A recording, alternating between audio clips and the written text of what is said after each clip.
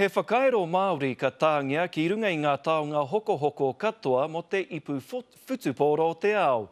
Te kaumātahi ngā momo tuhi e whakarewahi ana I tēnei wātonu ki te whanganui ātara. E whai ake nei te pūrongo a Joe Glenn.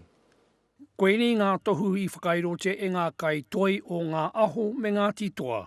Hei whakarewa I te mana o ngā taonga tuku iho ao rātou tūpuna ki te ao hoko. E nei ropu e rua, ka whakanuia e mātau I tēnei rā ngā aho, he huihuinga tērā o ngā kai tā kai hanga tohu Māori o te motu, me ngā titoa I whakai rātau kia tukuna atu te tahi tohu o kamate hei tā piritanga ki ngā kākahunei.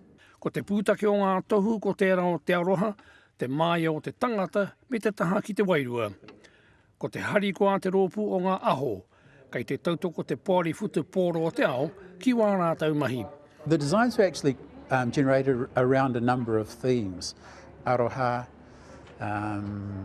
kaha, ihiwehi wana. So the themes were selected out of a process that we went through.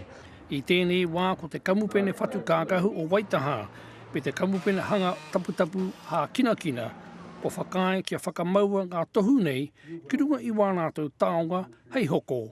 Kei te kōrero hoki a ngā aho me ngā titoa ki e tehi atu kamupene, kāre anō kia oti ngā whiriwhiringa, engari kua riri e nei mātau ki te whakarewa I nei tohu.